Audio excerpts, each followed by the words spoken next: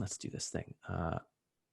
We're already recording. I don't have to hit any buttons. Let's just go. Love it. Welcome to the Evolving Man, Mr. Connor Beaton. This has been a long time coming. I was on your show last year. We've known each other for many years, and I'm excited to have you on my show for the first time. So for folks who don't know who Connor Beaton is, I think a lot of the guys who listen to my show are already going to know who you are. But Connor is originally from Vancouver, BC, has been living in New York recently with his new wife, and started it started with talks for men, like TED Talks meets Oprah, is how you used to frame it, Mantalks. And this started in Vancouver, and we would do these talks of 100 audience members, and you'd bring in inspirational men, and we'd talk about health, or they'd talk about business, or they talk about spirituality, how to deal with money. This is where I met a bunch of the best dudes I've ever met, was at Mantalks, including yourself. And this thing over the last 3-4 years has blossomed into a huge network. There's 4,500 guys or something on the Facebook group. You've got a website, you've got a podcast. How many episodes are you in on the podcast?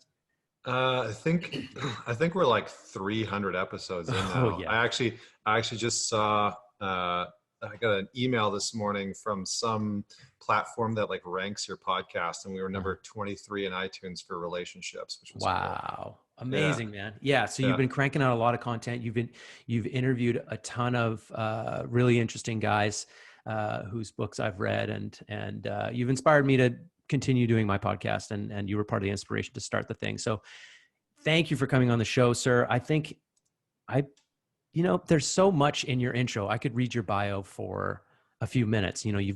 At this point, you've got a mastermind that you're running. You've got an online brotherhood called the Alliance. You've got programs with your wife for couples, and you're a speaker, and you travel around. You speak to schools, you speak to groups of men all over the place, and you speak about men's issues. So definitely a leader in the men's workspace, and you are your work ethic. You're just cranking out content all the time and just continuing to serve the people. So thank you, sir, for what you do for men. Thanks, brother. I appreciate that.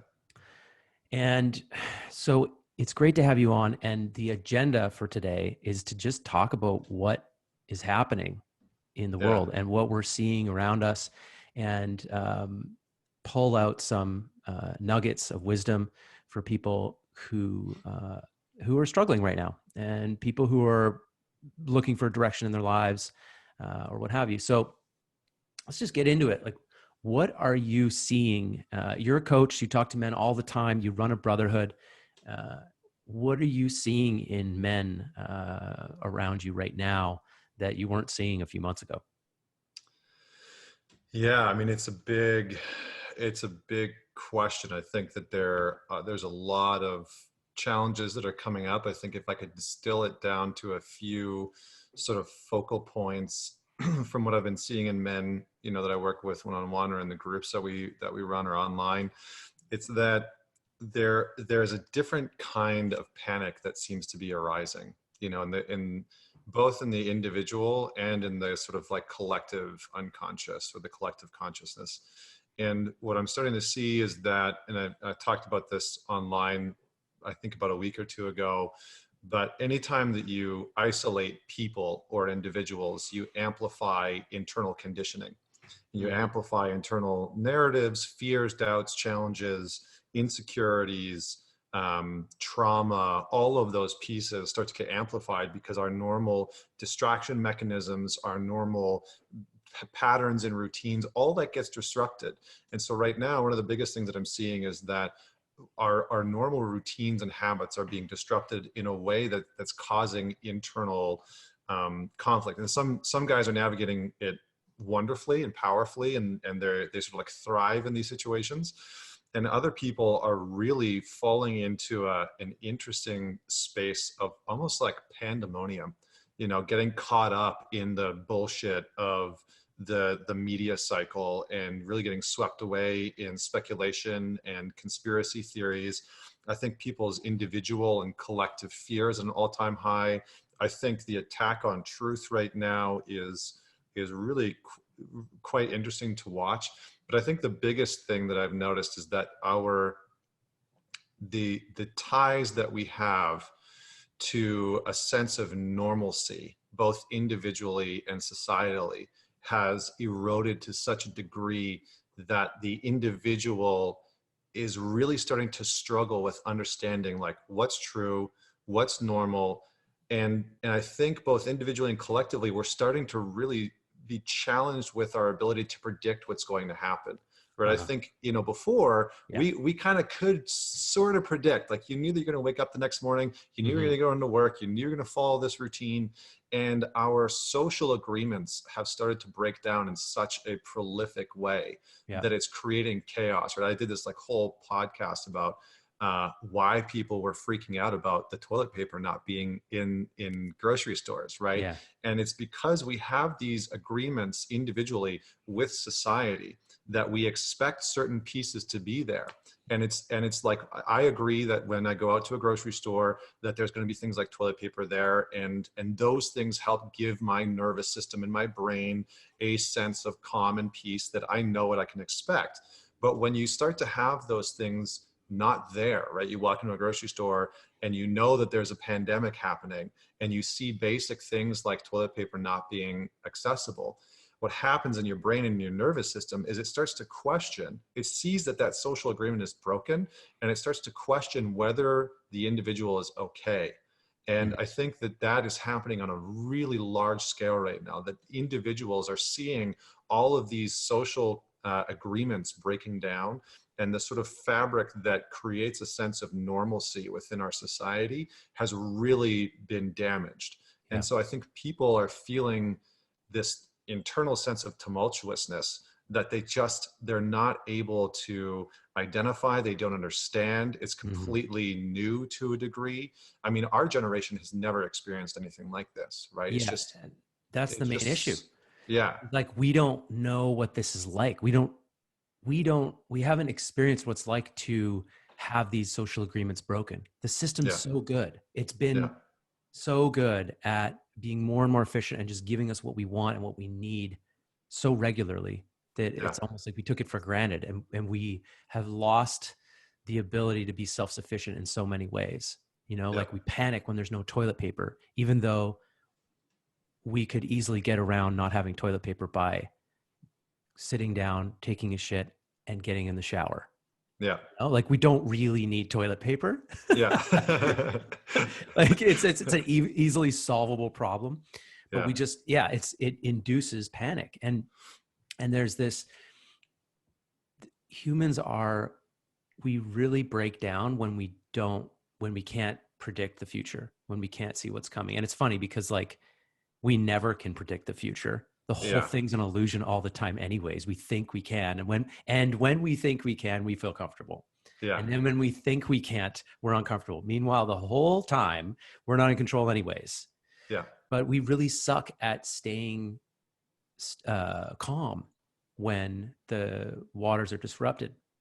And yet, I think on the other side of this whole thing, whether it's 5 or 10 years down the road, we're going to have a lot of people who are much more self-sufficient and able to deal with disruptions in their daily routine. Like, this is our generation's initiation into this kind of thing.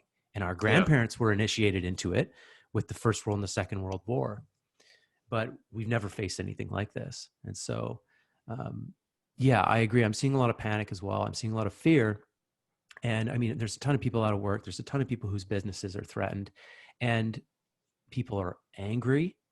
And, my spiritual teacher, Phil, said this last night. He said, when people are uncomfortable, angry, and upset, and they feel threatened, they look for a boogeyman. yeah, Who caused this? yeah, Where is the puppet master who created this whole thing? And so, yeah, to me, it's no surprise that we're seeing the conspiracy theory stuff.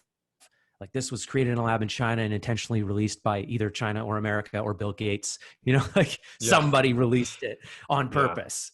And 5G makes coronavirus infect people. It's all related to 5G. All this crazy stuff, these wild theories, like they're spreading like crazy because everybody's like trying to find some semblance of control. Like Yeah. I used to dive down that hole a lot, down the conspiracy theory train. I used to watch Alex Jones and all that stuff.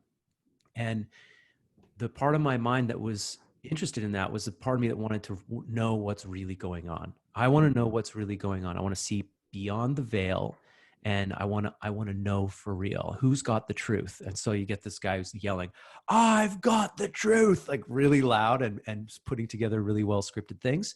And it gets me because I'm like, oh yeah, like now I can know what's going on, even though that same thing. It doesn't affect my ability to actually have any control over the world or my life. Like this knowing, I still am the same amount of not in control as I was before.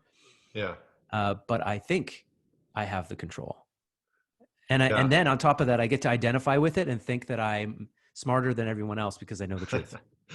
Yeah, I mean, I think that you're like the way you're laying it out is fair is like fairly accurate, and I think one of the interesting things is that what seems to be revealed during this time is that how little of the truth people really know, right? And Uh-huh. that we are like there's our subjective version of the truth, there's our subjective reality, there's the objective reality of what's happening, which is a different form of truth, and then there's the intersubjective reality of what's happening, which is our stories about what's happening. Mm-hmm. And I think one of the things that we're really starting to see in this time, because of media manipulation, because of how much how many sort of counter and opposing views you have, how much volatility and anger and hatred you have from these different opposing views, is that people are getting caught in intersubjective realities, right? They're getting caught more in the story about what's happening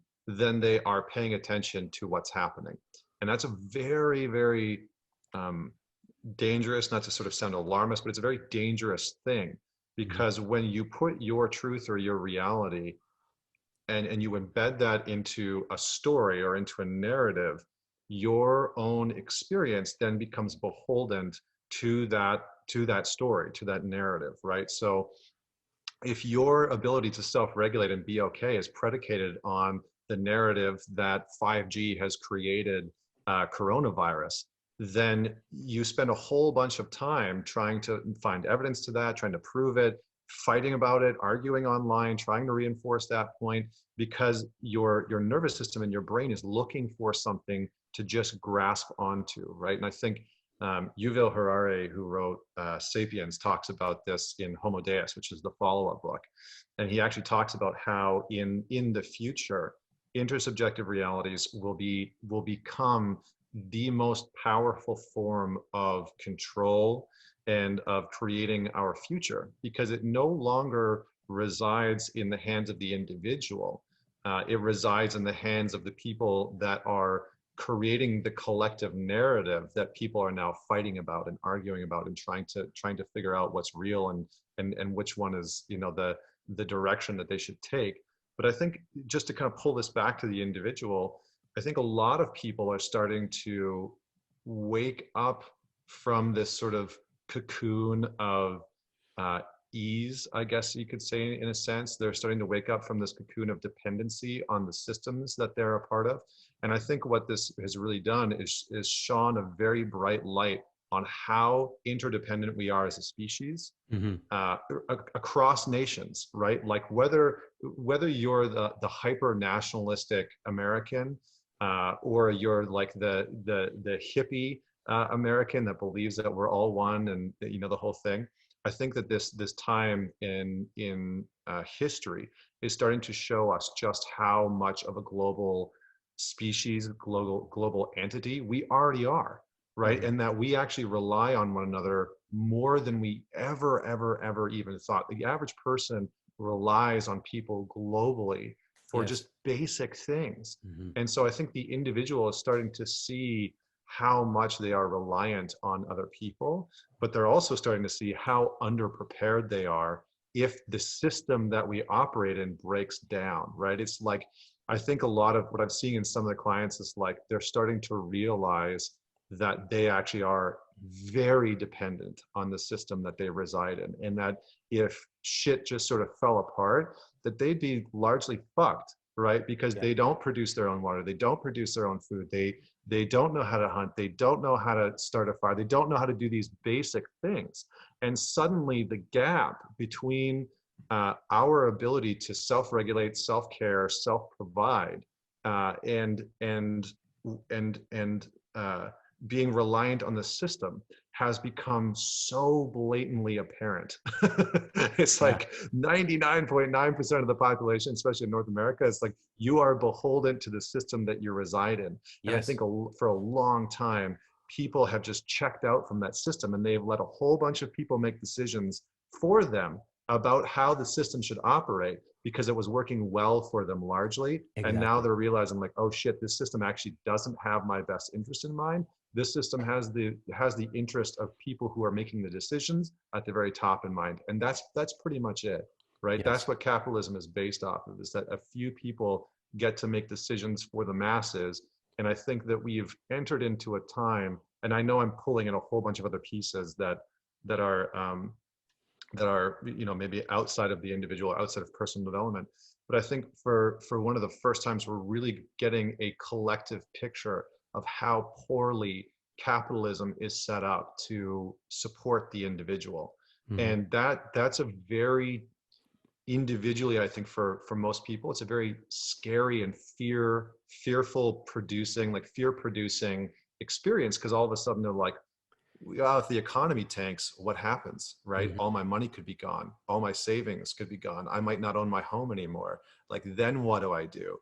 And I Yeah. think that's where the catastrophizing and our sort of obsession with this apocalypse, I think we as individuals and as a species have a bit of an obsession with the apocalypse. I just interviewed this guy who's a philosopher out of the UK, and he specializes in catastrophe and apocalyptic philosophy. And so Nice. the whole idea is that there's a part of us that tries to gain some resemblance of what's morally accurate for us as individuals based on creating apocalyptic thinking, and then thinking like, okay, in that extreme situation, how would I operate? How would I navigate through that? So I Yeah. think we're being met with that right now. There's a part of us that's coming online and sort of saying like, oh shit, if this system does break down, how am I going to operate? And I see a lot of men kind of like being forced to face this primal part of themselves that they may not have ever come into contact with, or they've been cultivating a relationship with it. Mm-hmm. But that part is starting to come online of like, if this gets worse, how do I protect my family? If this goes Yeah. down a bad path, how do I support the people in my life? How do I fend for myself? Am I going to be Yes. able to do that? And I think that's probably the first time in most people's lives that they've really, really had to meet that part of themselves in society. Yeah. Yeah. And that was beautiful. And I think what happens after the fear kicks in, there's anger, right? Who caused this? Yeah, who's to blame? And it's important though to take the next step and think like, okay, once I move beyond the anger, what actions do I need to take care Yeah, of my family or to take care of myself and take care of my people around me? And where I've been going in my journeys, whenever I take a psychedelic, I think about this apocalyptic shit because, to be honest, the world is in a state right now, and not just mm-hmm. coronavirus. Like, we have environmental destruction like never before. We've got 7 billion people and growing, and we are not in a sustainable system. This No, thing is not sustainable, and no. we are going to get flushed out. Eventually we're going to get flushed out of here. And take that as you want to take it. It's like Yeah, this coronavirus is a conversation. flush. Yeah. But I think to myself at that point, how do I want to live? How can I live virtuously within those situations? Mm, Because that's the key, is like, I don't want to die fearful, full of regret that I made decisions that were selfish, and where I acted out of a self-protecting fear state. Went around, mm, shooting people and taking their food just to protect myself. Like, I don't want to be the guy in the movie who's who's acting out of his own self-interest, not non-virtuously, with vice, we'll say. And I don't want to live that way. I don't want to die that way. I want to die like fucking Braveheart, dude. I want to die like Braveheart, where he's like, no, I will not retreat from this situation. Remember that scene at the end of the movie where she comes to him and she gives him a painkiller and she says, please take this. You're going to be tortured to death. And he's like, no, I'm not taking it. She puts it in his mouth and then he spits it out when she leaves. Yeah. It's like, I will never back down from my ideal of fighting for freedom until my last fucking breath. Mm-hmm. And that always comes to me because it's this way of standing for a way of being, no matter the circumstances. The stoicism, you know. Yeah. And Gladiator. I watched the thing on Gladiator yesterday. Like, it's just like standing for that virtue throughout the discomfort. And that's what I keep coming back to with guys right now in this time, because our stress dials have gone from, maybe it was a 2 all before, and now it's a 10, you know. Yeah. There's a lot more stress, a lot more fear and anxiety and pain in the world. And there's a lot of different media that we can grab onto. And you can stare at conspiracy theory posts and go down a rabbit hole all day long about this. But at some point, you need to move beyond that research phase and realize that you are sitting in a body, in a house or an apartment where shit needs to be done. And you need to take care of yourself, and you need to take care of your space. And it's not going to get taken care of when you're living in fear and living in research mode and trying to find the truth. Like, the truth is, you're here now. Your body needs to be taken care of, and your life needs to be taken care of. It needs your energy. So don't retreat.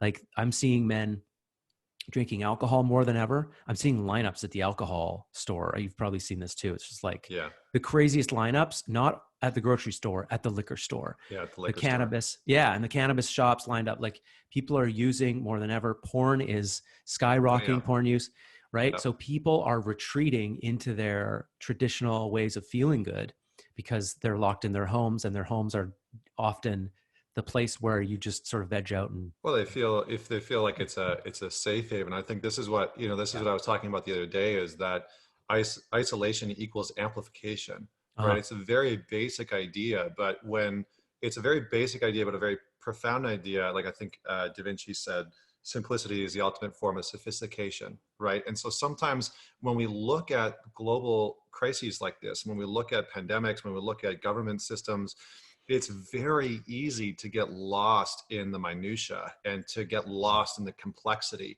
And that can be, you kind of get like lost in the code, right? To use a Matrix reference. But the reality is that isolation does equal amplification. And that when we are isolated, away from our routines, away from the people that we normally see, away from our support mechanisms, it amplifies our internal state. So it amplifies A, what was already there, whether we were aware of it or not, and B, it amplifies our mechanisms of coping and our mechanisms of survival, right? So you mentioned some of those, like the lineups at the liquor store and whatnot. Well, a lot of people are isolated with their own anxiety, with their own fears. They're going down the rabbit hole and looking for who's responsible, and they are disconnecting from the reality that's right in front of them and sort of plugging into this intersubjective reality, right? The story that's collectively being told about what's happening in the world, and they're trying to figure out which story is true. And it's a rabbit hole, it's a black hole, right? It's a trap. It's all like, trying to find what the truth is and all of that is maddening, right? It's like Alice in Wonderland. It's like, if you don't know which way you're going to go, right? I think the cat says, if you don't know which way you're going to go, then it doesn't matter, right? If you don't know where you want to end up, it doesn't matter, right? So you need to come back, right? It's like, meet reality on reality's terms. What is your personal reality right now? Like, pull the fishing nets in, pull the fishing lines in just a little bit right now. And like you said, start to look at what is being amplified within you, right? Is there more fear? Is there more anxiety that you need to that you need to face and embrace rather than run with and numb out with, masturbating 4 hours a day, or Yeah. smoking pot for 8 hours a day, or drinking all night, right? Like what's being amplified within yourself that you actually need to tend to, right? Start to father yourself in these situations, start to mentor yourself in these situations, and be more self-led. Secondly, what's being amplified in your career and in your relationship. I would imagine that for many people, and I've seen this in the stats lately around domestic violence, for many people, this is amplifying the dysfunctional communication that they've already had in their relationship. It's amplifying any sort of dysfunction that's happening. And so abuse rates and domestic violence rates are skyrocketing in a lot of provinces across Canada, states across the United Yep. States, globally right now. And I think what we're going to see, and what's going to be the most shocking part of all of this, is when we do sort of like a post-mortem after coronavirus, what we'll probably see is that the isolation did more damage than the virus itself, that the isolation caused an immense sort of uprising of suicide rates, of mental health issues, of domestic violence, and that there's going to be a huge backlash from that because people aren't able to sort of escape and use their escape mechanisms. They're not able to rely on their coping mechanisms, or they are only relying on their coping mechanisms and really being self-destructive. Yep. And so that's one of the biggest things that I've seen for people, is that arguments are really at an all-time high amongst couples, and individuals are struggling more so than normal because the amount of change that has happened, like our brain hates change, right? Like, I don't know if most people know this, but like our brain is wired to try and it's just a pattern recognition machine, right? Our brain recognizes patterns by taking in sensory data. And once it's taken in that information, it tries to predict as best as it can what's going to unfold so that it can try and keep us safe and help us survive. But when the brain can't predict what's going to happen, the brain will actively try and move us away from whatever that unknown future is. So anytime the brain, and this is why we don't like change, right? Is because when we are trying to change, we can very clearly see what we are going to lose, right? We're going to lose that partner. We're going to lose that job. Mm-hmm. Our brain is so attached to that routine because it can predict and it feels comfortable there. But as soon as you think about leaving the job or leaving the relationship or moving or whatever the case may be, your brain can't predict what's going to happen on the other side of that. And so it actively tries to push you away from it. And I think right now, one of the other reasons why we're experiencing so much is that people are being inundated with change, right? So many aspects of their life has been just on the drop of a hat radically changed, and their brains and their internal ecosystem and architecture is just out of wire, right? It just doesn't even know how to handle the sheer amount of or volume of change that we're being inundated with. So I know I put a bunch of stuff out there, but I'll just pause. No, that's good, man. Yeah, we need to cultivate our own resilience in this moment, because that's all we have. That's all we have. And, when stuff like this is happening and there's so many out of control factors in the environment, what I keep pointing people back to is to look inward for change. We love to look outward into the environment and try to change our environment outside of us. We want to change what the government is doing. We want to change what the healthcare system's doing. We want to argue that they're making the wrong choices, whether it's like they didn't act soon enough and now there's too many viral people around, or they acted too soon and look, there's nobody in the hospitals. This is just a big joke. We're just criticizing outwardly. We need to look inward for our solution. And it's the same in many ways. My message is the same regarding people's coping mechanisms. It's like you look to Netflix, alcohol, cannabis, porn, whatever your feel goods are, for a solution to what's going on right now, a solution to your stress. Because like you were saying, the dial has been turned up on everything.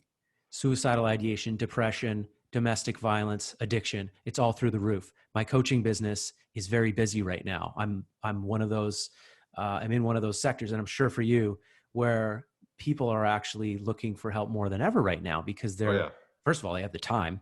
And Yep. second of all, they're like, oh, I've been thinking about doing this work. I've been thinking about looking inward. I've been thinking about working on my relationship for a while now. And shit's getting more stressful and I have the time. So it's time to reach out, so I'm busier than ever. And it's a good thing. And it's inspiring because I see that people, they want to look inward Mm-hmm. for the solution to this crisis. And that's my message for the larger audience is like, yeah, there's so much of this that we can't control. Just like in war, it's like, what do you do when the world is at war?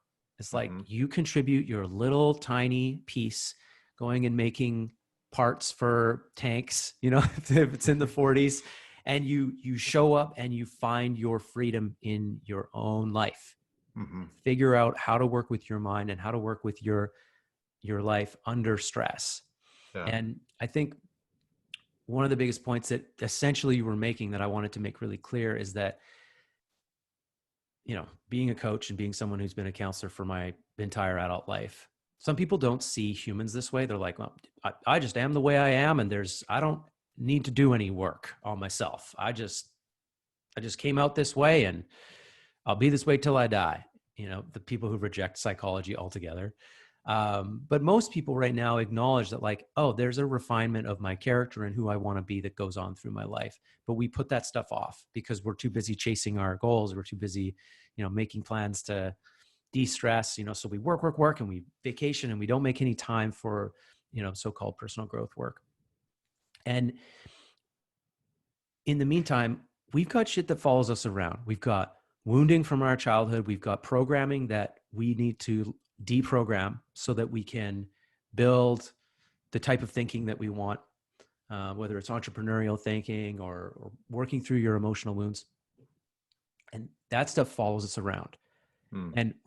And we kind of feel it there, whether it's shame or, all kinds of stuff. And we just sort of push it off to the side.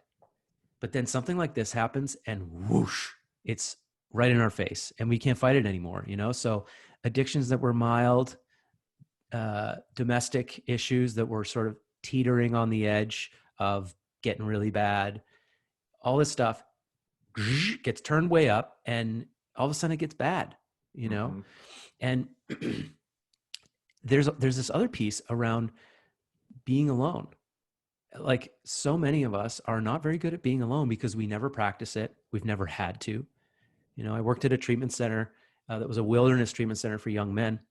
And we would ask these guys when they came into treatment, what's it like for you to be alone? Like, have you ever spent any time alone? And virtually all of them would say like, dude, it's terrifying. Like, I can't be alone.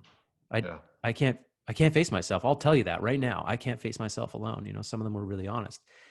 And we would work with them for 90 days to get them to a point where they could go and do like a 3-day solo in the woods, just Mm. sitting in the same spot with a fire, doing nothing. Some of them would fast too for that time.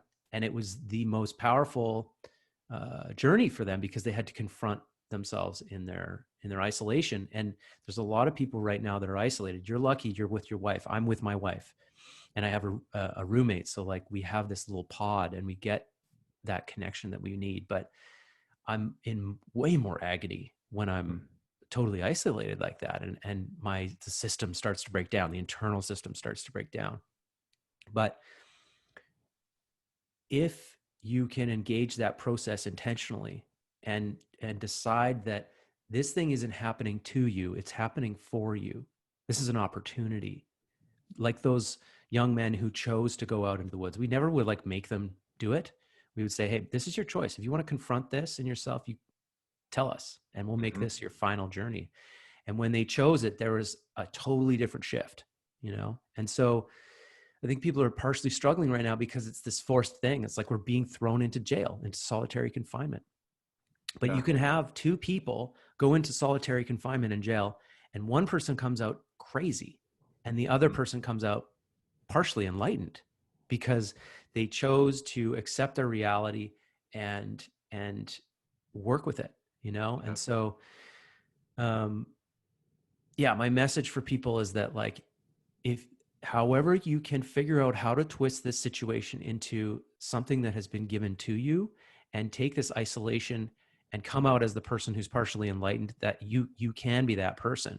You know, Yeah. the statistics on the amount of people that experienced trauma from the SARS isolation. When SARS broke out, a bunch of people did the isolation like we're doing now. Right now, it's like the whole world doing this. But back then, it was, you know, a few tens of thousands of people that were in contact with infected persons. 25% of those people were traumatized. You know, so this is a traumatizing situation. It has the potential to be traumatizing, just like being thrown into solitary confinement.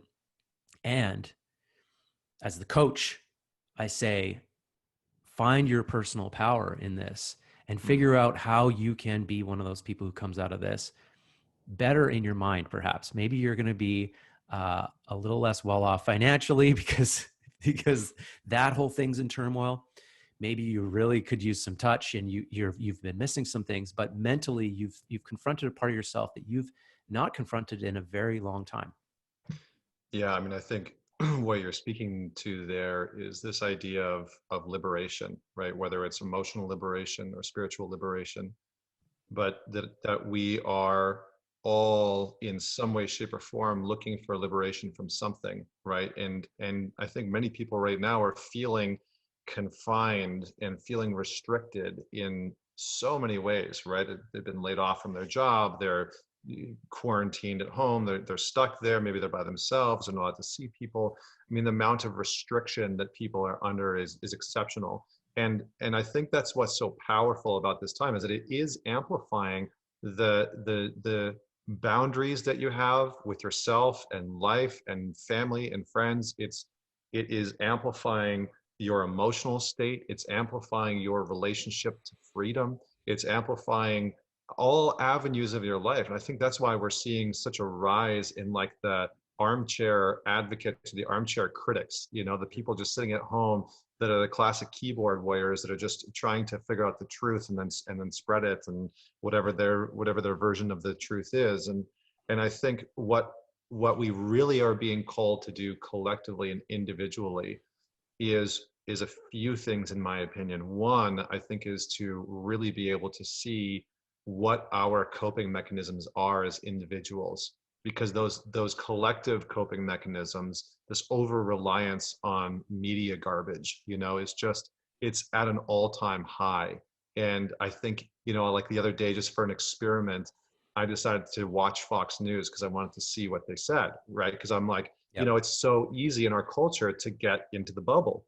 And so I actively sought out some Fox News on YouTube and watched about 15 minutes of it. And I was blown away. I mean, it was legitimate wartime propaganda against China. And I was like, holy shit, like what's happening? And so I think, you know, if people are immersing themselves in these coping mechanisms of distracting with media or binge watching TV or food or drugs or alcohol, whatever it is, it's like your coping mechanisms don't necessarily go away. One of my mentors, who's since passed away, I'll never forget. I was like, I think I was talking about pornography and how at that time I had a problem with it, and I was like, I don't want to watch porn anymore, and I really need help. And da da da da. And and we started talking about coping mechanisms, and he said, you know, it's not that your coping mechanisms ever go away. It's that you just shift your coping mechanisms to support you. And so rather than being detrimental, you develop coping mechanisms that are actual skill sets to helping you perform in life and helping you to actualize more of your potential. And Yeah. that really stuck with me, because I was like, oh, that makes a hell of a lot more sense, right? Like rather than trying to like destroy this coping mechanism of drinking or smoking pot or watching porn or whatever the case may be, it's like, how do I just replace that mechanism with something that's actually supportive and expansive, Yeah. rather than contractive and destructive? And I think that is what people really have the opportunity to do right now, is like, how do you look at some of the coping mechanisms that you're utilizing and start to say, how could I, even if I just picked one, shift that to be more productive, right? So rather than drinking, I'll do breath work, right? Yeah. Rather than smoking weed, I'll force myself to sit and listen to a guided meditation for 30 minutes or as long as it takes, right? You might have more time on your hands to actually lean into some of these spaces. Yeah. So I think that is a really powerful area that I've been talking about with a lot of my clients, is like, what coping mechanisms are coming up and how do you start to shift that into a coping mechanism that is conducive for your growth and your expansion and your health and your well-being. Because right now, that's what we're all being called to do. And I think that so many people, and this is the last thing I'll say, and I'll hand it back over to you, but I think that so many people are seeing the duress that we are collectively under, that they are feeling overwhelmed and inundated with the need to find some magical, massive solution. And I think this is where a lot of the sort of like quote unquote truth seekers are coming from, is because they're trying to find something to grasp onto to kind of like save us, right? Because I think collectively, and Jung talked about this idea of the collective unconscious, that we as a species can feel and experience very similar things, that your experience and my experience and everyone's experience that we know is sort of collectively held in the unconscious. And I think the other reason why people are really jacked up right now, their fear-based mechanisms are high, is that collectively we are experiencing that. So you're not only experiencing your personal fear and your personal worries and doubts and anxieties, you're experiencing the collective version of that. And that just might mean you're experiencing the collective fear and anxiety of the family that you're speaking to, or your friends, or your work environment. And all of that is showing up in your psyche and in your nervous system. And so setting boundaries, and this is the last part, I promise, being able to set boundaries is the other important piece. It's like your boundaries, my boundaries, all of our boundaries are being tested right now. And that is a very, very active part that we need to start to look at. Like, what boundaries are you not honoring that need to be in place in order so that you can show up and serve your family and protect and continue to provide and continue to like be a leader in your community and your family, or even just for yourself, right? Like, even if you just start with that one piece of like, you know, being able to lead yourself through and out of this chaos, however long this takes, that in itself is a worthy mission to adopt, right? And I think that, coming back to William Wallace, that's really what he did, right? Like he was in it for Scotland, he was in it for his people, but at the end of the day, it was a personal mission, right? It was like, this is the mission that I am adhering to, that I am called to step into. And I think that a lot of people, if they are open to it and if they're paying attention, this time can bring that mission for them if they're really dialed into it. Yeah, absolutely. Yeah, you mentioned coping, and to me, coping is a word that, you know, in some ways it's synonymous with getting by. Like, I do this to cope, I do this to get by. And what you're describing, building to layer on top of your coping mechanisms, is almost like what I would call a thriving mechanism. Like, if you can replace your thing that you just use to get by with something that makes you better every time you do it, you know, I always see coping mechanisms as this thing that you do and it just kind of gets you through. It's like a painkiller, or it's a strategy to avoid the problem. You know, running away is a coping mechanism, right? Yeah. Silent mode, you know, it's just like, oh, I'm not talking about this anymore. That's a coping mechanism. Yeah. But the thriving mechanism is like learning to stay and talk about the thing, or what you're talking about, breath work. Every time I do breath work, I come out of there, I'm like, oh, wow, I feel less stress. I feel like I'm a better person, like I'm more wise. I tapped into some deep shit there, and I'm clean. I feel like my immune system is boosted, you know? So there's this like thriving that occurs each time I do that thing. And so, yeah, you and I are both in the same business of teaching people how to find, like, where's a coping mechanism? Where did it come from? Acknowledge how it served you. And then what thriving mechanisms can you build in your life that are going to replace and pull you away from those coping mechanisms, and put you in a seat where you have a totally different life a year or two down the road. So very important.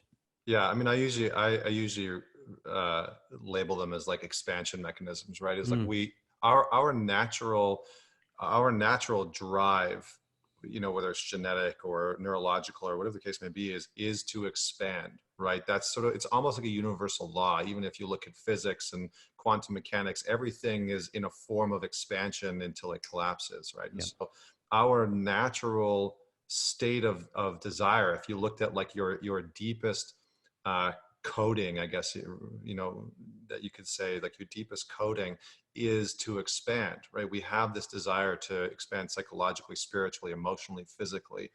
And it's when we ignore that natural proclivity towards expansion that we start to have to lean on these coping mechanisms to get by, because we know that there are so many aspects of ourselves that aren't expanding, right? That feel contracting or feel like they're stagnant, whether it's the career or the relationship. And so, yeah, being able to find those routines, rituals, mechanisms that allow us to start to lean into the discomfort of expansion, which is again another thing, is like it's not meant to be comfortable, right? Maybe your comfort is found in watching the news for 3 or 4 hours a day, right? And that informs you and you feel comfortable with that. So getting out of that normal comfort zone and starting to lean in to that edge where you can start to expand again, whether it's through breath work or meditation or whatever the case may be, that is such a powerful component.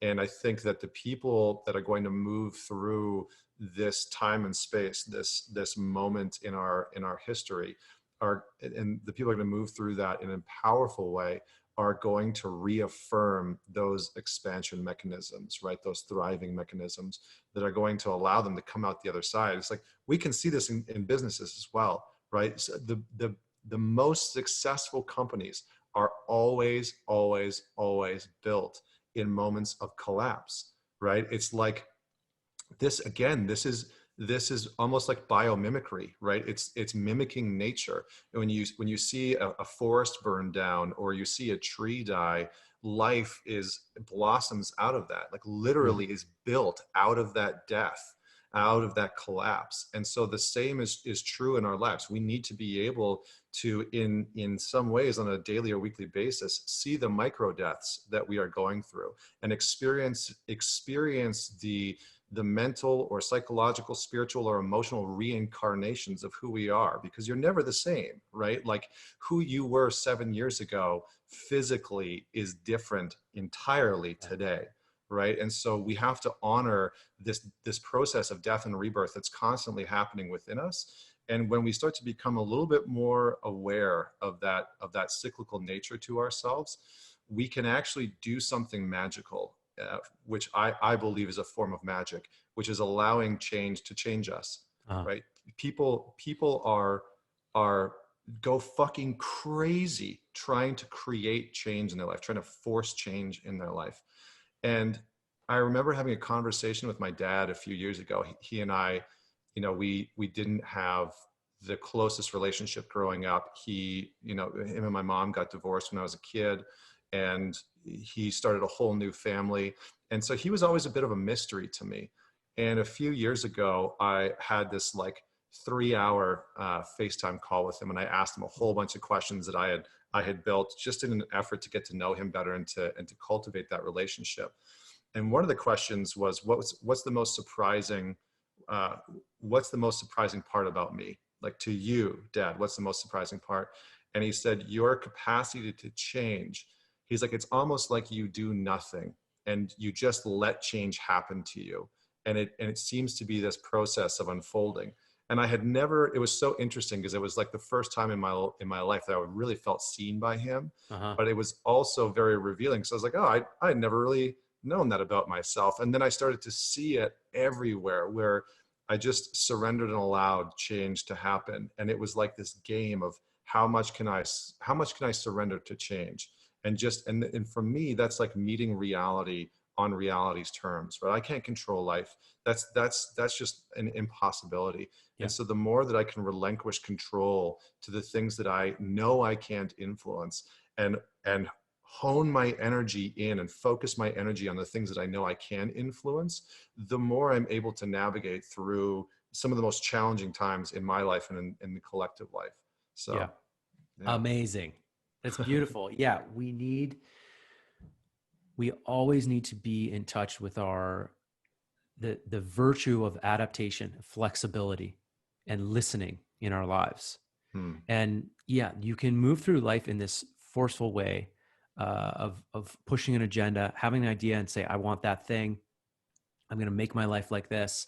And it doesn't matter sort of what comes in, what information comes in, or what roadblocks there are. I'm just going to I'm going to go get that because I listened to Tony Robbins once and he said, like, go get what you want, you know, but the virtue of flexibility and learning to listen in your life, listen to listen to the facts right now and what's in your heart, what's in your gut, and what's in the environment around you is very important. And you can save yourself years of struggle by listening in a deeper way, you know, and that sort of listening has been something that I've really learned to cultivate in my 30s is like my intuition and that quiet voice, you know, what does my heart say?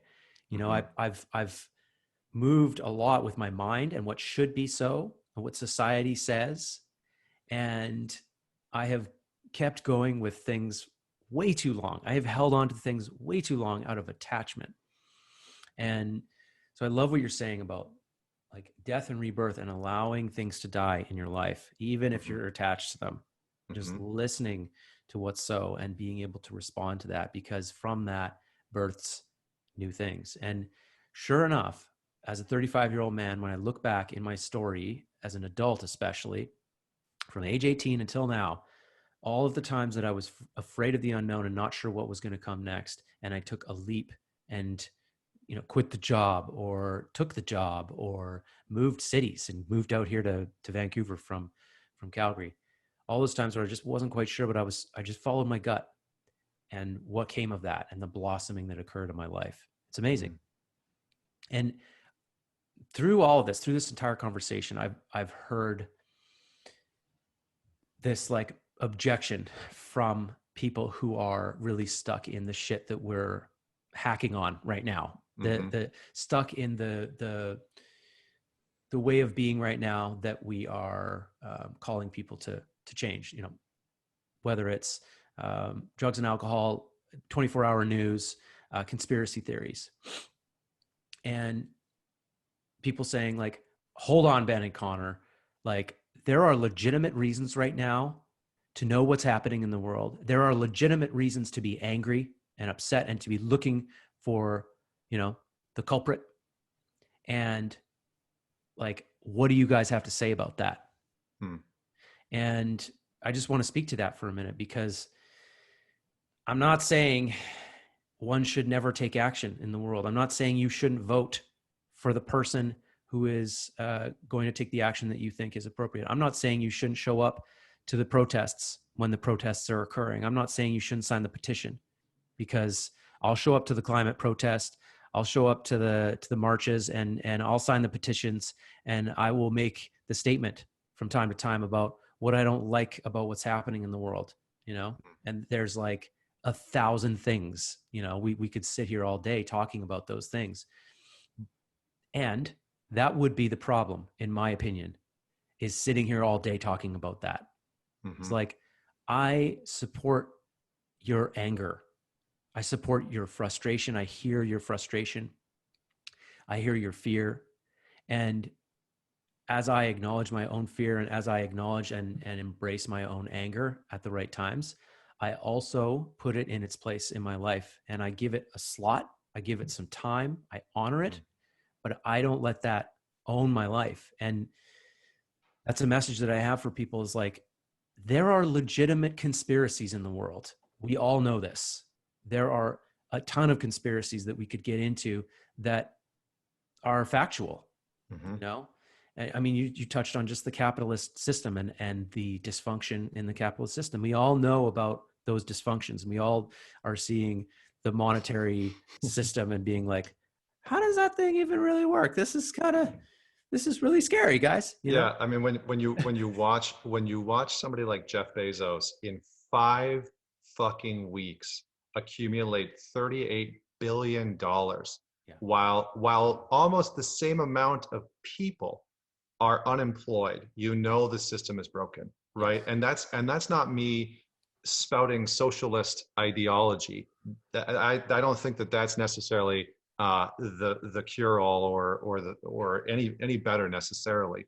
That's just me sort of pointing at something and saying this isn't functional for the masses, right? You see a $2 trillion bailout come out, and the average person in America is not going to benefit from it, right? They're just not going to benefit from it. It's not there for them. Yeah. You realize that for lack of a better term, you don't live in a democracy. You live in a country that is a corporation, Mhm. right? You live in a country that is being run like a corporation, and that's why Trump got voted into power, right? Is he sort of ran on an ideology of I will run this like a business. Yeah. Now that's a whole other It already thing, is. Yeah. An but oligarchy, right? They call it yeah, an oligarchy. Yeah. yeah. I mean, that's the United States is an industrial complex oligarchy, right? I think this is what Noam Chomsky's been saying for years. But I think one of the things, just to come back to what you're saying, is like, yeah, you can feel that charge in you, right? You can feel that charge in you that wants to be the savior archetype, that wants to be the warrior archetype, that wants to go out and wage war on the oppressors. And maybe there is a time and place for that, right? Mhm. If you can identify them. But I think the problem has sort of Yeah. become that there's so much smoke and mirrors that it's Mhm. very challenging to know really what's happening anymore, right? Like when you look at simple basic facts, like I mean, maybe I shouldn't go down this path because I feel like this will lead us in a different direction. So Yeah. I'll come back to what we were talking about before, because I think you made a very good point about anger and its place in what's happening right now. Feel the anger that you have. Feel the fucking rage within you that wants to go out and protest and yell at governments and blame Bill Gates or Donald Trump or whoever it is that you're pissed off at. Feel that part and allow yourself to process it so that it can move into a space of clean anger, right? Heart-centered anger, where you can allow yourself to make healthy, expansive decisions for yourself and the community around you. We oftentimes want to disconnect from the impact that we can really have on our life, on our sphere, for some form of like massive global impact, starting some massive organization or starting some big movement, and people debilitate themselves. They literally cut themselves off at the knees from being able to take healthy, positive action because they think that they need to do these monstrous, like monumental things. I think the other thing that we're talking about that we actually haven't labeled yet is grief. And I think that many of us are experiencing loss. I mean, we are experiencing collective fucking loss at a foundational level in a way that people don't know what to do with that. I mean, I have clients that have lost family members, that have lost half of their savings. They can't retire anymore. They don't know how they're going to pay their kids' education. I mean, the amount of loss and grief that people experience. I just talked to a client this morning who lost her father and she wasn't able to go visit him in the hospital, Yeah. right? Try and grieve that, right? So I mean, like collectively we're experiencing a type of grief that I don't think that we've felt since World War II. Mhm. And we're sort of coming back online to how much we actually need to process. So I would say honor what you're grieving, right? Honor what you've lost so far, and really look at the people that are closest to you and ask yourself the question, how can I support their grieving? Because if you can do that, collectively, we will start to move forward. Grief is one of those emotions that when we don't deal with it, when we don't process it and we don't honor it, it sort of forces us to collapse in on ourselves Mhm. and creates these unhealthy mechanisms that allow us to get by, Yeah. right? Just so that we can function, because the weight that we're carrying emotionally or mentally or spiritually is such that we feel like we can't go on, right? Or we can't continue, or we don't know what's going to happen.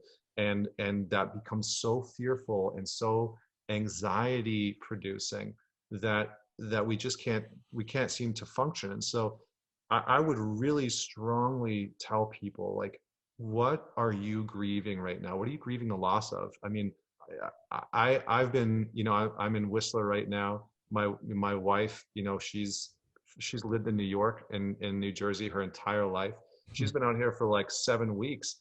And while it's amazing and it's beautiful and it's wonderful, her entire routine has been uprooted. She's away from her home unexpectedly. She brought a little tiny suitcase with like very little clothes. And so like everything, she's sort of like grieving the loss of normalcy in her life, you know, not knowing like where we're going to stay or what life's going to look like or when we're able to go back home, like all of that stuff. And so there's grief in that.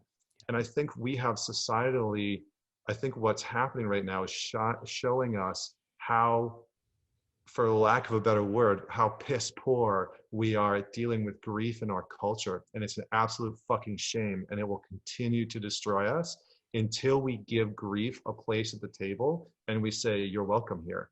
And Yep. we stop hiding death behind the scenes and we stop hiding sadness behind the scenes and we pull it out into the open and we say, you're welcome here in society. You are allowed here. We honor you. We respect you. And you are one of the elders of our emotional experience. And we are going to treat you with the respect that you deserve. And until we do that, we are just going to continue to harm ourselves individually and collectively. Yeah, it becomes a cancer. Yeah. When grief is pushed to the outside, it becomes a cancer. And yeah, there's a lot of environmental issues right now that are impacting humans and causing actual cancer. And our diets are shit. A lot of us have shit diets, but we also are very out of touch with our emotional field. It all gets pushed off to the side. And for me, with the work that I've done and the spiritual stuff I've worked with, I also have an understanding that this stuff, when denied, it becomes a cancer in your life in terms of the coping mechanism. And those things, as they persist, become a cancer in the body, an actual cancer. And so I love how you're tying that in and acknowledging, like, folks, we are at war right now. You know, maybe it's not the right terminology because there's a war on everything, especially in America. But the mindset, in a sense, is useful because, like, it's a big thing and we're all feeling a lot. You know, can you imagine World War II when just all the men disappeared, all the young men disappeared, like everyone's in grief, and, like, you know, less than half of them are coming back alive. It's like, it's terrifying. It's so hurtful, you know, and we're all locked in our houses, but we need to feel that. We need to feel that grief and find ways to just settle into those emotions. As hard as it is grieving your father when you couldn't be with him at his bedside and you can't hold a funeral for him, that's devastating. So important to feel your feelings and to lean in right now. So I think this is a good transition point. One of the main questions I wanted to ask you is, on a personal level, I mean, you've been isolated for 6 weeks now, something like that. So you've been in Whistler 7 weeks. Yeah. Well, yeah. I mean, I've been in Vancouver, but I think about 7 weeks. Yeah. Yeah. So what are you doing personally as a self-care routine? What are you doing to keep yourself healthy with your mind, with your body, emotionally, spiritually? Yeah. So a few things. First and foremost, breath work is, you know, we've talked about it a few times. It has been my staple for a very long time. And right now I've just been adhering to a pretty strict morning routine, right? So trying to get up within a 30-minute window and then immediately, you know, drink a bunch of water, go downstairs, do my breath work or sit outside. We have an outside patio in the place that we're staying here, and do at least 30 minutes of breath work. And then do a little bit of journaling. And that the journaling, the writing can just be like, for me, it might just be like, here's what's going on in my day today, or here's what came up in my breath work, or, you know, here's what I'm feeling right now, you know, and just honoring and tuning into that part of myself. And that's the main part of what has been my foundation right now. I've been doing breath work throughout the day as well, like just in, you know, in between sessions.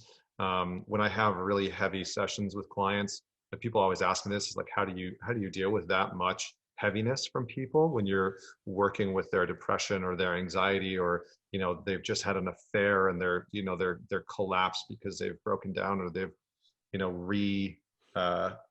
they've relapsed in some way in their addiction. And for me, like every once in a while throughout the day, I'll just sit and breathe, even if it's just for like 3 to 5 minutes. And that can be the reset button for me that allows me to just release some of that excess charge and energy. Is Is this like a Wim Hof style breath work or more of a cyclical breath work It's, that's continuous? I'll use both, honestly. Uh-huh. I'll use both. One of the methods that I use, I call it the straw breath. I actually didn't have a name for it for a long time, but it's basically just almost like you're sucking in air through a straw, and your inhale is 2 to 3 times longer than normal, and then your exhale is a complete relaxation, like a sigh. So it sounds something like Yeah. so you're just allowing the air to kind of like drop in a controlled fashion and Mhm. then just fall out.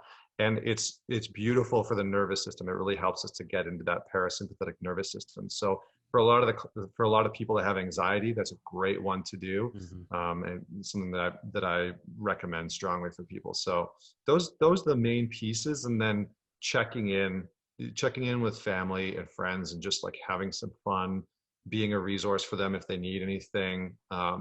That's been really supportive. Just connecting with the quote unquote strong people in my life who normally are saying that they're okay, that they're always good. Right. Checking in a little bit more with those types of people, Yeah. and just like, how are you doing really?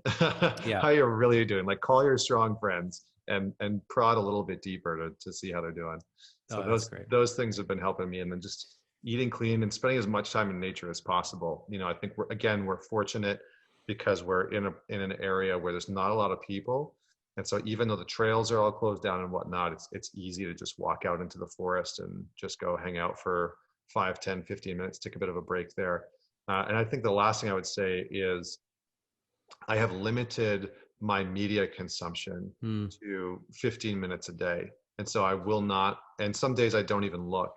But I'll for 15 minutes go and tackle as much media as I can consume, and just kind of like get the gist of what's going on. And that's it. And that I cap it at that, because I think anything outside of that, um, I mean, I have my own personal opinion on this, but I think the people that get lost in hours and hours of media consumption that's a form of addiction, right? And you're addicted to the the fear response that happens in your body, right? And you're Yeah. addicted to the anxiety that it produces. And so I think just like being able to limit that is also important.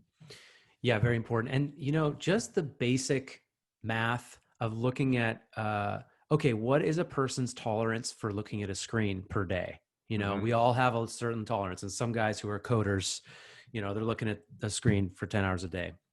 But now many of us are still working. You look at a screen all day, and then you want to relax, and you can't do your normal routine, which might be going out to a restaurant and then going over here, going for a glass of wine, whatever it is. You're stuck inside. And so Netflix, media, games, video games, all becomes, it's like way more on the table. And so you Mm. get people they're staring at a screen for work, and they're staring at a screen for all of their ways of relaxation. And so with my men's groups and the guys that I've been working with, I've been just helping them be mindful of the amount of screen time that they have, the capacity for screen time that they have, and then choosing very wisely, right? So Hmm. like, for instance, let's say it's Saturday, you're not working, and you're like, oh, okay, I'm going to devote 5 hours of screen time to video games. Like, yeah, video games might de-stress you a little bit and get you excited in the right ways in your brain, play a little bit. But what might be more nourishing for you at a deeper level, since you're so socially isolated, is actually spending that screen time with other people via Zoom, just hanging Hmm. out. So we've got guys in my brotherhood who are 8 a.m. Monday to Friday, they're meeting up on Zoom and they're working out together. Or I've had a bunch of Zoom dinners where we're switch on at 6, we're all cooking our dinner and we sit down and we eat together. We did my mom's birthday on Zoom, Yeah. 71st birthday, and we had people from Calgary, from Kelowna, from LA, San Francisco, all over the world. And she said it was the best birthday she'd ever had, Mm. because we chose to like just build this thing with a little more structure, so it requires some ingenuity, but it also requires some attention about how much time you're devoting to the screen and what's important, and so I would Yeah. say, like, I know this is a time where you can see that there's like, you can binge watch all these shows on Netflix that you've been wanting to binge watch for a while, but that's not necessarily good for you, you Yeah. know? So be careful. Yeah, I mean, I think just recognizing, Vienna and I talk a lot about output versus input, and I Uh-huh. think that the tough thing about what's happening right now is that we are outputting a shit ton, right? Like like I see all my clients now virtually, whereas before when you're in person, there is that output input, right? You receive a lot of physical, emotional data from people and it sort of recharges your battery. But over a screen, there's a lot more output, and you're not getting a lot back, right? And so being creative, I think that's one of the things that I've started to engage with my family on. Is like we played games with each other. We've Yeah. started to do a little bit more of like active constructive appreciation. And so like really being able to share appreciation with everyone. And I've made a conscious effort of ending almost all of my calls with active constructive appreciation because there's something called peak end theory. And the peak end theory states that how you end a conversation, how you end a meeting will dictate how that individual or group views that meeting from an emotional standpoint, right? So if you have a call, let's say for an hour, and half of the call isn't that great, but then at the very end of the call, you end really strong in a powerful way where there's appreciation shared, people are more likely to remember that final emotional impact. And so just having some of that appreciation, I've been ending a lot of my calls with like, okay, tell me what you appreciate about me, and I'm going to share that with you. Yeah. And that can just be super fun, super engaging with people, but it helps to recharge that internal sense of like, oh, people give a shit about me, Yeah. because I think what I've seen with a lot of clients is like, they're talking to a tremendous amount of people virtually, but they don't feel it. They don't feel connected to it. And so you kind of have to be a little tactical with building in some of those components. Okay. Well, let's do it right now, man. Awesome, brother. Let's Let me roll. start. So, Okay. Connor, this is a great way to end this call. The main thing, the biggest thing that I appreciate about you is that you have continued to serve the people for years. Hmm. And you took the risk of quitting your job after building Mantalks in the background, and you stayed true to your vision, and you've always moved forward, maybe a little left, maybe a little right. You've pivoted around the changes that have come. I know that the organization has changed, and you've had lots of struggles along your way. Mm-hmm. You've had near bankruptcies and the loss of income, and then the spiking of income, and nevertheless, what I've watched is a continual growth curve and a continual growth in your impact on the world. And I admire that you stand up in front of groups of young men and teach them what it means to be a virtuous, conscious man. Hmm. And I admire that you have consistently put out podcast material for the men to consume, because there's some guys that are so hungry they'll just eat everything up. And the biggest thing I like about you is that you married a woman who challenges the shit out of you. You married a woman that, dare I say, is smarter than you, Hmm. and can really get after your ego and also call the king out of the man. And Yeah. and I've seen that happening in you. I've seen the king come out, and it's beautiful to see, man. Awesome, brother. I appreciate that. I'll take all of that in, all of it. It's like a big old warm hug. All right, my turn. um, hmm. Yeah, man. I appreciate how consistent you are with exploration. I think one of the things that I've admired about you over the years is that there are there are very few men in this work that I see doing the work in a way that feels really integrative, in a way that I that I not only understand but respect and admire. And so what I really appreciate about you is how you like truly walk your talk, like you live it day in and day out. And I'm sure that there are moments where it's really challenging and really confronting. But I think you're one of the few people that I look at and I'm like, I would trust that guy with anything. I would just trust you to guide me. I would trust you to give me real feedback. I would trust you to, bring me or whoever through, through all kinds of journeys. And I think one of the cool things that I've seen about you over the years is like, you have found such a clear focus, and the work that you do to support people with addictions is just, I think, in its infancy, to be honest. And I think that you have so much power in that space, and the world is needing of you. And so I've appreciated like just watching you grow, and kind of being on the sidelines being like, how can I support you and what can I do? But I really appreciate that part of you, because you dive in and you do the work. And I think that in a space where a lot of people talk about doing the work, it's so refreshing to see someone who's just like committed to it and doing it. Just even when we got in the beginning of this call, before we started recording, and you're like telling me about the journey that you've been on for the last 5 weeks, it's like, fuck yeah. And I know that every single time I talk to you, that will be part of the conversation, and I deeply appreciate it and admire that about you. So thank you. Yeah, buddy. Thank you, brother. Beautiful, man. One of my favorite calls, one of my favorite podcasts ever. This was awesome, dude. So. Likewise. We have to do this. We have to do this again. Maybe we'll do a live stream next time. We'll just put it out to our audiences. Yeah, that'd be great. Okay, man. Any closing thoughts? Wrapping up. That was a beautiful ending. How can people find you? How about that? How can people find you? Where are you online? Yeah, so easiest way is Instagram at Mantalks, or you can go to my website, connorbeaton.com. I am just putting out a breathwork course that's going to help people release stuck emotions and face their anxiety and deal with some of these problems. And so you can check it out there. But I think the biggest thing is like, check out the podcast. It's a ton of fun. And I have some weird and wacky guests on there sometimes, from like astrophysicists to philosophers and all that kind of jazz. And shameless plug, go and listen to Ben's episode, because it's really, really good. And we dive into addiction. So yeah. Awesome, man. Thank you, Connor. And I wish you well, brother.